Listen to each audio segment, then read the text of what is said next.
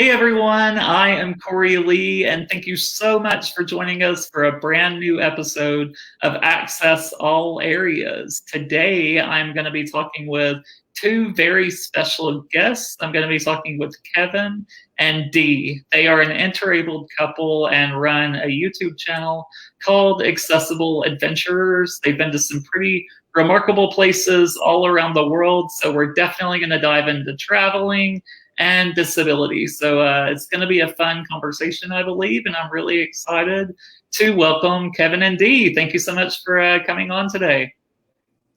Thanks for having us. Yeah, of course. It's good to see you. I'm a big fan of your social media content, your YouTube channel. You guys are really killing it. And I guess to start us off, can you please tell us, who you guys are and about your YouTube channel, Accessible Adventures? When did you start it? So we met in 2013 and started dating in the fall of 2014. And we're both avid travelers. And we decided after a few years of being together that we wanted to share our adventures in hopes of maybe helping other people be able to explore more or find out kind of some destinations or experiences that they could have that we had kind of gone through and experienced ourselves first. So we created Accessible Adventures YouTube channel in the summer of 2019. So almost 2 years ago now. Nice. So it's pretty new, but you guys definitely have a ton of content on the channel already. Are you posting weekly, or how often can people expect to see videos? We try to post at least once a week. That's our internal goal, I guess. But life does get in the way sometimes. So sometimes, but I think our average is like one a week, I guess, and we've been pretty consistent with that. I think there might have been a few times that we haven't, but yeah. So we try to get as much content up there as we can, and it kind of keeps it fun because we always have something to think about and something to do. Oh yeah, and I love that it's not just like travel content. It also dives into disability. And as I was telling you, like before we went live today, I was watching a video where you guys like were super vulnerable, like went through the bowel care routine, like your bedtime routine. And I think that's really good to see because it shines a light on often the ugly parts of disability. And just, I mean, not even the ugly parts, but just like how we do things differently, and I thought that was really good to see. So yeah, thank you so much for showing stuff like that, and also the fun travel stuff. And we'll definitely dive into your travels in a bit. But Kevin, I wanted to ask you, how did you join the disability community? So back in 1991, my sister and I were in a bicycle accident together. We were on a tandem bicycle, and I was driving the bicycle, and I lost the brakes going down the hill and swerved to miss a car, actually, and went headfirst into a ditch and suffered a C4 complete spinal cord injury, which means that I'm paralyzed from the chest down, both sensory and motor movements. So it'll be 30 years this October, my quadiversary, as I call it. Oh, yeah, wow. And when your accident happened, like, what was that initially like? I guess you were like pretty young. So how did you like come to terms with accepting it, and what inspired you to start traveling once you did and see as much as possible? Well, I was injured at 15. So yeah. And before I was injured, I really hadn't traveled anywhere. I don't think I even traveled on an airplane before then. Well, I didn't. So travel wasn't really something that was in my kind of early times as a kid. So after I had my disability, I mean, it was tough, of course. I had to do a lot of readjustment, but I had good family support, and my friends and mainly my family, my siblings, just kind of took me on the adventures with them. I guess after I had my injury, they'd be pushing me places, rollerblading, pushing me in my manual chairs.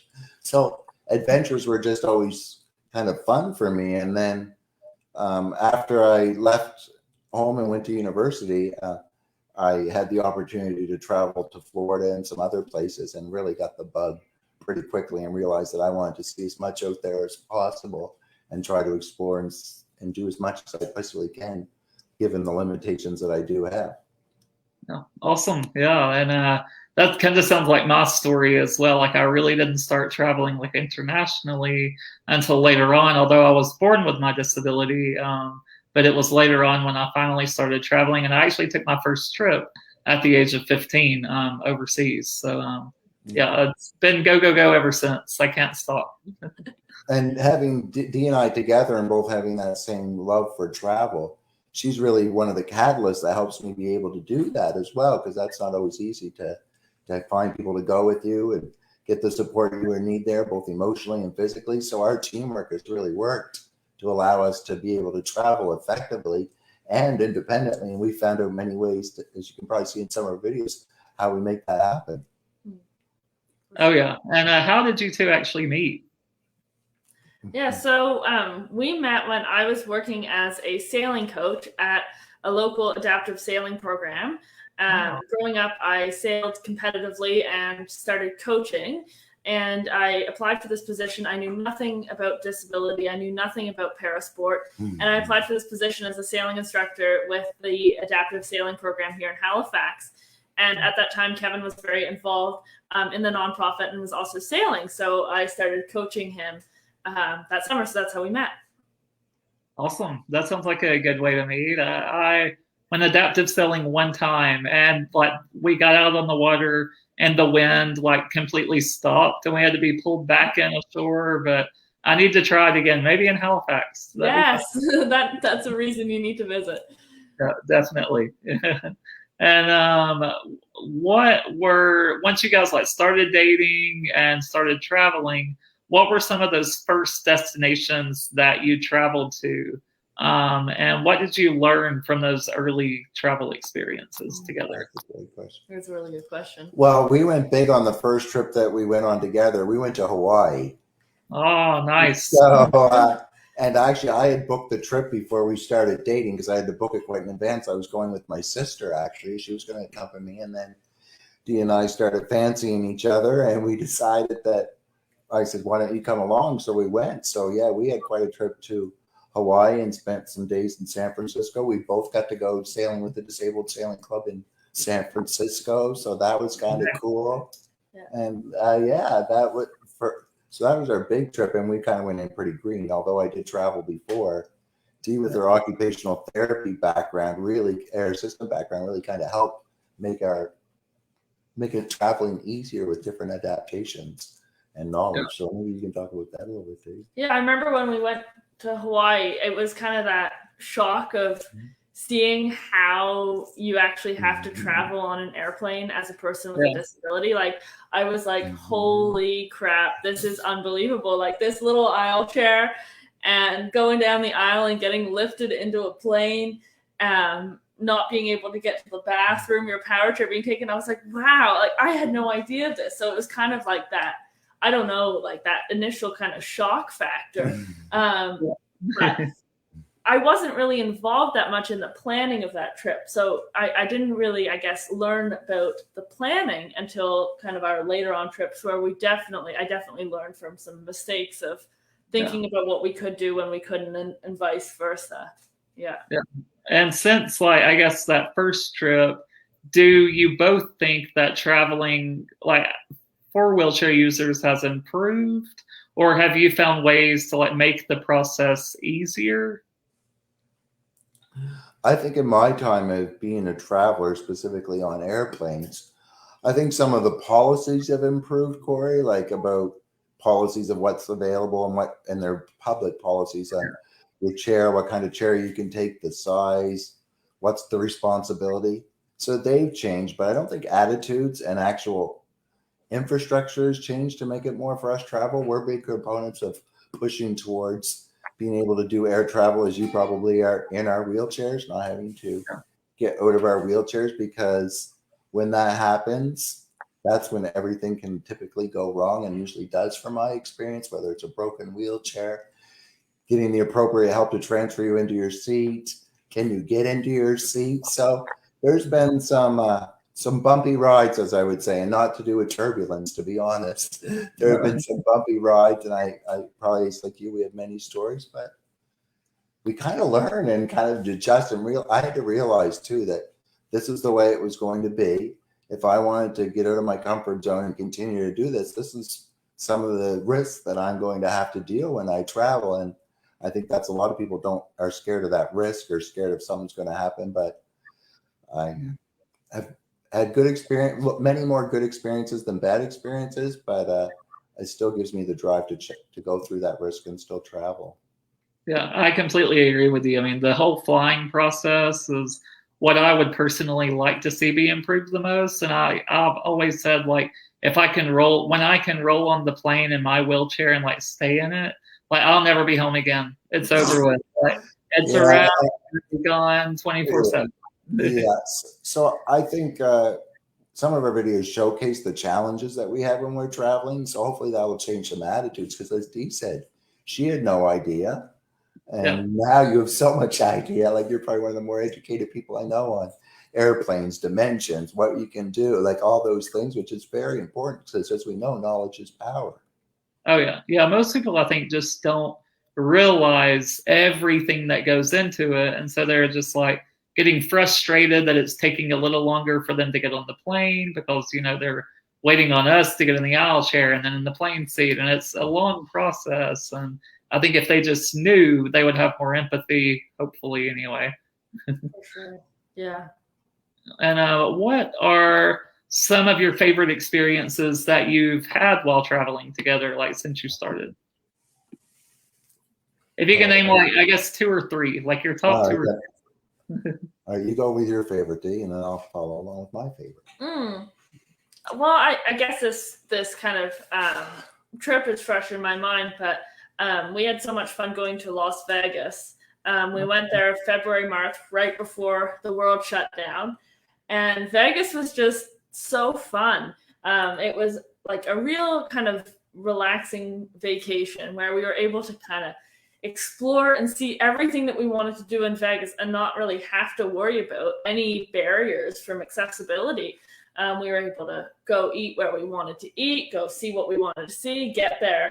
And I think it was just such a fun time where we were just able to really kind of relax. And I'm so glad we had that before the pandemic. Yeah. Yeah. Vegas is like one of my favorite cities in the world. I'm addicted. I love it. Yeah. And it was the first time I went to Vegas ever. So I had some misconceptions about it. I was told it was going to be crowded. It was going to be hard to get around. But I mean, I didn't have any bad experiences. And like Dee said, we were able to go freely. We didn't have to pre-plan a lot of stuff. It was just available to us, i.e. taxis and buses and those types of resources, tours if we wanted to go on them. So there were options available to us, and we really made the most of it. I mean, we really made the most of that trip. But for me, I mean, Dee talks about accessibility as a memory and making it easy that way, and we had a lot of fun. But one of my favorite trips, really, for me, and probably was going to Costa Rica, and I know you've just been there. Yeah, awesome. I went to Costa Rica about 7 years ago. So I think a lot have changed since 7 years ago, because my experience there, the culture, the things I was able to see were amazing, but the accessibility was not the greatest, even getting around the country. So we had to adapt a bit. But what a place, and I would love to go back there again. I'd love to take Dee there because it's just phenomenal, like the whole experience for me. Oh yeah, Costa Rica is incredible. You guys got to go back for sure. Yeah.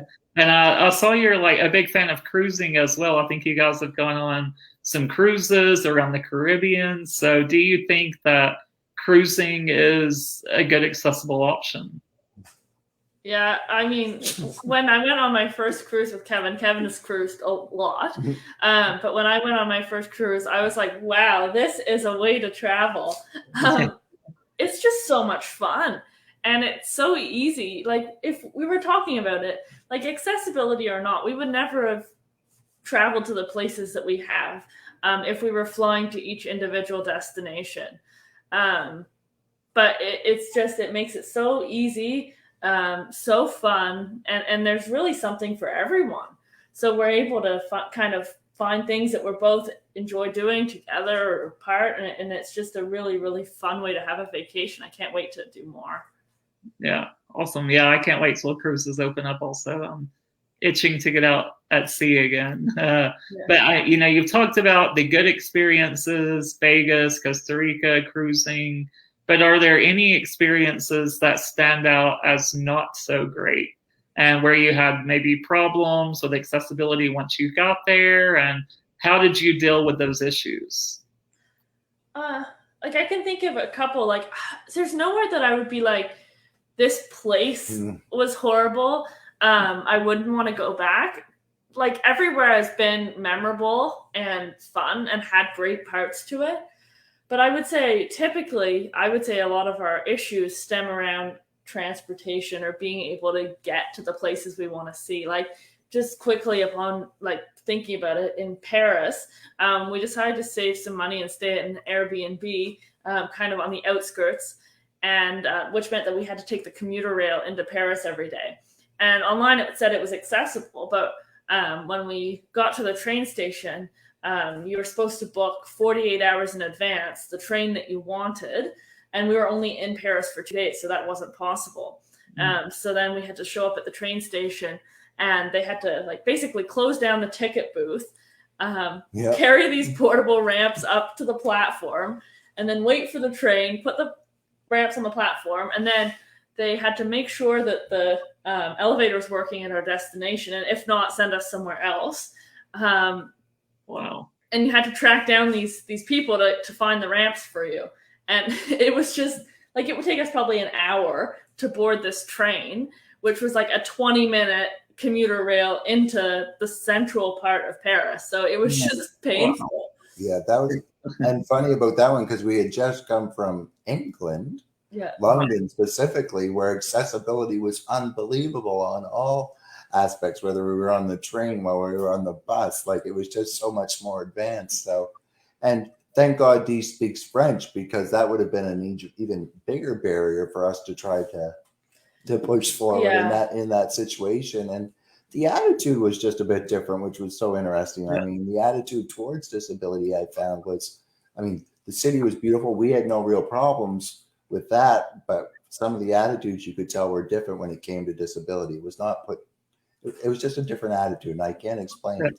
Oh yeah, I know exactly what you're talking about. I had the most trouble from anywhere I've ever been in Paris, actually. And it was mostly from the attitude, and then also a lack of access with the train. So very much the same as you guys. So I completely understand. Paris is gorgeous, and I would love to go. I went in like 2011. So I want to go back and like give it another try, because I think accessibility has probably improved a lot in the past 10 years. So maybe we both need to go back and we'll try it again. Yeah, we'll have to stay at some like fancy hotel, like right in the center of everything. So we never have to board a train. Yeah. Yeah, but it's frustrating. Like, I think those are kind of the frustrating moments when something could so easily be accessible. It's not that there was like a flight of stairs up to the platform to the train. It was literally like a small portable ramp needs to get from the platform to the train. And like in England, there's just a person. Their job is just to be on the platform and to like clear the train to go and unlock the ramps and set them up and call ahead to your station you're going to and tell that person that they're going to need the ramps to get you off. And it's just like so easy. I don't know. So that's what gets me worked up. It was frustrating. We actually, at one point, we were in downtown and we planned to get the last train home to our commuter train, which obviously doesn't run 24/7. And we thought we were going to be stuck in Paris because Dee could not find someone to help us. There was elevator issues too. Some elevators were out of service down the tracks. So I got very lost underground. And there I am. Dee left me for like 45 minutes. And we did not know if we were going to get back to our Airbnb that night. And that was scary. Yeah, that was really scary. It's so easy alleviated. And but that's a great example, actually. Yeah, and then once you made it back, you're like, oh, never leaving again. Hallelujah. No, we went back the next day. We just didn't stay up till 11 at night. we curfewed ourselves a little earlier just to make sure we had a second chance. Yeah. I would do the same. I can't even say anything. I would do the exact same probably. But what is your top tip for other travelers that use a wheelchair? We get this question a lot, and Cory, I think it leads into what you said, good or bad experiences, is pre-planning. Yes. Like Dee is a planner, thank God. Prior to meeting Dee, I would probably go on trips and not really look into the itty bitties and try to figure it out when I was there, and got frustrated a lot probably and missed out on a lot of really cool things where I went places. So pre-planning and doing your research and reaching out is the key, I think, before you just. And it's not always easy because you have to prepare far in advance. You have to book things, like for cruise ships. There's a minimal amount of accessible accommodations on cruise ships, so you have to get there early and book. So it's harder for us to just get up and go. But when we plan, like Vegas, for example, was very well planned. But in those 10 days in Vegas and the surrounding areas, we saw so much. Yeah. Awesome. But we also had a vacation too. It's nice. We didn't struggle trying to fight to try to find something to go somewhere, because we looked at that before and made realistic plans, and they followed through. Yeah. And to be honest, I freaked out when you messaged us, because I was like, oh my goodness, like you're like an idol to us. Like I always read your blogs before booking anything or planning anything or going to a cruise port. I'm like, I have to figure out like what has Cory done here. Thank you. I appreciate that. Hopefully my Vegas information was helpful. Yeah, for sure.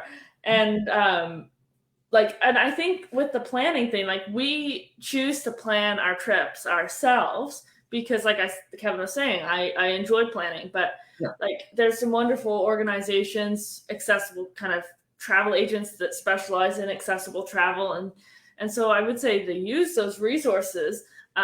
It may be a slight extra cost, but if you don't like planning everything, then there are kind of other options out there as well. You don't have to do it all on your own. Oh yeah, for sure. Yeah, definitely a lot of options out there, a lot of great accessible travel blogs and information, and travel agents as well that specialize in accessibility. I myself love planning also, so I'm kind of like take it on 100% and just want to have control over everything. But if someone, doesn't like planning, there's definitely resources out there, just like you said, Dee. And Dee, do you, as someone that travels, and is a care attendant when traveling, helping out, what tips or advice do you have for other caregivers that, want to travel with someone that has a disability, but they're maybe just a little nervous about, how to do it all, how to carry that load? Because as someone that, does require a caregiver to travel with me, I know that it's a lot of work. I mean, it is fun, like it is a vacation, but it's also a lot of work, honestly. So what tips do you have? Yeah, I think definitely I would say there's kind of a few things that I would say to someone is first is just if you're not familiar with the person's care is to practice at home.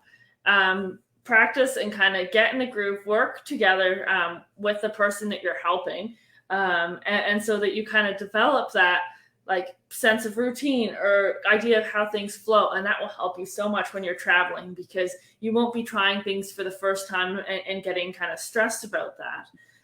I would say the next thing is definitely is that it is okay to have more help come along with you. Like for example, I personally don't mind doing Kevin's personal care when we travel. Kevin has caregivers at home, so we're used to people always, every day people come in our home at certain times of the day. And so when we travel, it's kind of a nice break. And we talk about this, just being able to kind of let go, get a break from that routine, get a break from being around the same people all the time. And so that's kind of why we choose to do it the way that we do. But we do sometimes travel with family and friends who can help with things like transporting luggage, taking a taxi with a bunch of our stuff so that we don't have to lug it on a bus, helping us travel to different places. Maybe if you wanted to go to like an amusement park, helping you get transferred into a ride or something like that. Like those can really kind of enhance a vacation and can also make it fun. So I guess those would be kind of my tips. And as well as when you're on vacation is it doesn't have to be go, go, go. It's definitely like communicating, like the two of us. If we're traveling, is communicating about how we're feeling. Like if you're having an evening where you have to do a lot of personal care, we might, have a nice dinner out and then, kind of relax and have an early night and kind of pace ourselves, I guess, so that we don't come back from vacation feeling like we need another one. Right. Yeah, exactly. I think that's kind of, it's challenging to do that, I think, but I think, communication is really key. Just understanding, what each other wants to do is kind of a big part of it. And then not over planning even. I've been guilty of that, like over planning every hour. And then by the end of the day, you're like, oh God, like I'm ready to just be done. Yeah. But it's a fine balance, I think. Yeah. And I've traveled both with someone who's been my partner or someone who's been my staff, I guess, or my assistant. And you're quite right, Cory. The communication at the beginning, if you're going to take someone with you, and I'm speaking from my experience, to clarify, because you don't want either one of you to hijack the vacation. And because I've seen that happen and I've heard that happen. Luckily, it's not really happened to me. So that communication has to be there. And I think as a person, if you're bringing someone with you, I have the philosophy too that, yeah, they are working, but they're there to have some fun too. And they deserve some fun as well. So not being so strict on every minute or requiring them all the time, and having some time apart while you're on vacation. That's important. He's going, yeah, but it's important, especially on a cruise ship. When you're on a cruise ship, you're stuck together. So what I liked about the cruise ship, and probably you too, Cory, with my limited mobility, is I could go throughout the cruise ship everywhere I wanted to go on my own. There was always someone there to push the elevator, and Dee could do the same thing. So we could separate on this big ship, but still not get on each other's nerves and do other things. So I think that's important as well, is you don't have to spend every second together, which I think sometimes assume that we spend every I think that's one of the things that we spend, and that's quite the opposite for us. If we did, she'd kick me to the curb without a curb cut, probably. Well, and the other thing that, Kevin, that had me thinking is, like, when we first started traveling together, I used to have a lot of guilt if there was something that I wanted to do on the vacation that you couldn't do. And so I think definitely when we kind of talked about that, Kevin, you were like, no, I want you to experience this. Like, I don't want to do everything with you. I know that I can't do everything. And that just, like, having that conversation, it made me feel so much better. And then I kind of learned that Kevin actually kind of enjoys watching me experience different things or be able to have those experiences, even if you're not doing them beside me. And sometimes there's something that you would want to do. Like you might want to just hang out at the beach and I'll go ziplining or something like that. And where we have kind of the safety in place to be able to do that, that can really kind of enhance the vacation for both of us. And I think my personality and my experience, Cory, as a person with a disability, is I feel much more comfortable being by myself for longer periods of time. Some people need that security there of someone there in case something's happens. But for me, I'm very open and I'm not scared to ask strangers for minimal help, opening doors, pushing buttons. But not everyone has that comfort zone, and especially with strangers. So luckily, I have that personality that allows me to ask for help and not feel guilty for asking for help and asking it in a certain way. So, I think it works out quite well for us. But back to cruising, because I know we all like cruising. But another reason I just wanted to bring up about cruising, what's good for me is it's the transportation piece, but you only have to unpack once. Yeah. It's a lot easier for us when we travel together alone to not have to lug our Hoyer lift, lug our luggage. There you go. Yeah. Lug a second chair. What you can't see in this picture is I probably have a bunch of bags on the back of my power chair as I'm taking the picture too. So when we go to the cruise ship, it's great. We show up at the airport. They come pick us and our luggage. It shows up in our room. We unpack once, and we don't have to worry about moving that stuff from one place to another. I think that's by far the best part of cruising. It's definitely unloading once and being done for 10 days or however long it is. Exactly. And the staff are so good to you on the cruise ship. And I mean, I keep telling people this. I think a cruise ship is the most accessible place in the world maybe outside Disney World, but I don't know. But it's so accessible. It's accessible. If the rest of the world could take that model and put it on land, we'd have a great Absolutely. Yeah. Oh yeah. You guys are really like dropping the gems this morning. Like you guys are killing it.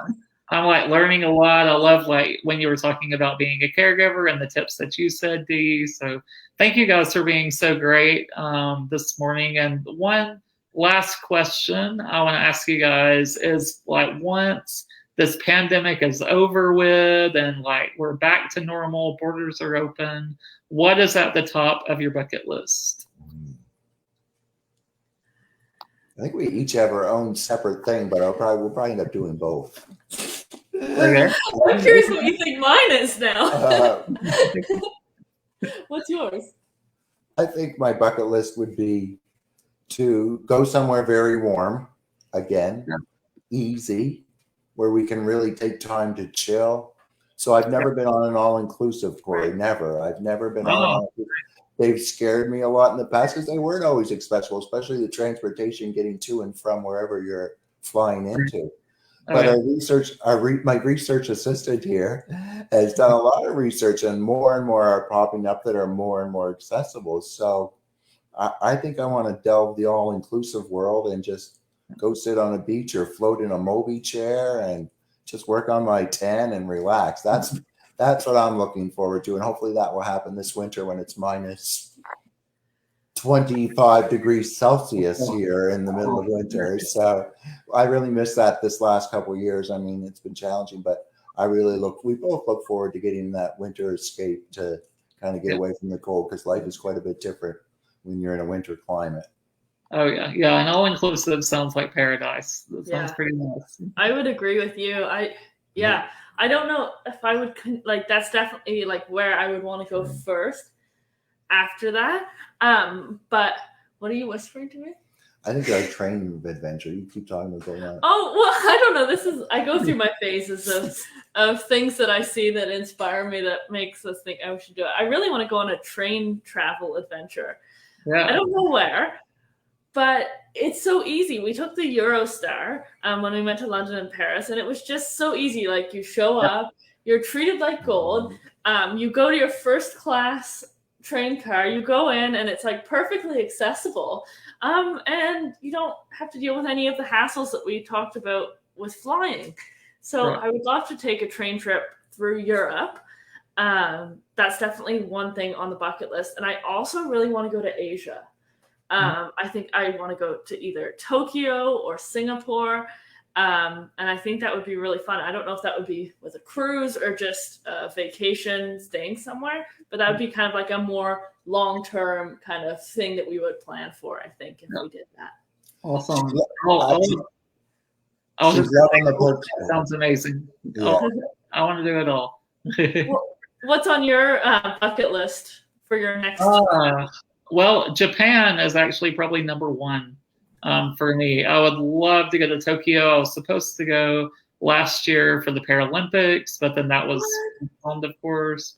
So I'm scheduled to go there summer of 2022. So a little over a year away, but I am really looking forward to it. I can't wait. I've never been to Asia either, Cory. It's one of the continents I've not been to that intrigues me as well. So we will get there. Yeah, there's so much to see in Asia. I feel like I've been to like India, and it was incredible, like probably my favorite trip of all time, and surprisingly really accessible. But there's a lot more of Asia to see. So hopefully all three of us will be seeing more of Asia soon. Yeah. In our wheelchairs on the airplane. Right, exactly. And we have a comment from Bhavni, says Japan is brilliant for train travel. So maybe you can get your train trip there to go to Japan and get on a train. Oh, right. Oh my goodness. Yeah. That'd be fun. That'd be so fun. And is there anything else that you guys would like to say to everyone watching? And please let everyone know where they can find you at on social media and your YouTube channel. So we have both an Instagram, Facebook, and YouTube presence. Our Instagram channel is at Accessible Adventurers. Accessible Adventurers on Facebook and youtube.com/accessible adventurers. We do post occasionally on TikTok, which we're also accessible adventurers on, but that's more of kind of just a fun little side thing. Awesome. Yeah, sounds good. Yeah, I mean, I follow you guys. You guys constantly post really good content. So I've been loving your thing on Instagram where you're posting like your top 15 destinations, and you've been like doing a bit of a countdown. That's been a lot of fun to follow along with.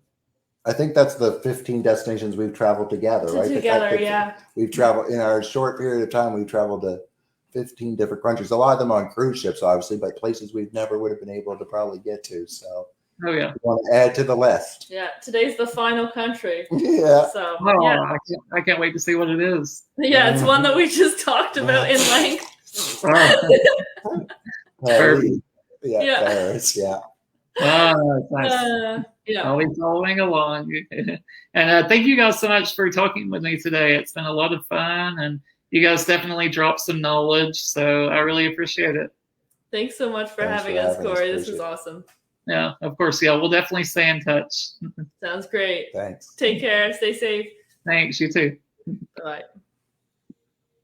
Thank you so much for watching today. I hope that you all enjoyed this conversation with Kevin and Dee of Accessible Adventures as much as I did, and definitely stay tuned. We'll be going live again in a couple weeks for a brand new episode of Access All Areas. But thank you for watching, and I hope you have a great week. See you later.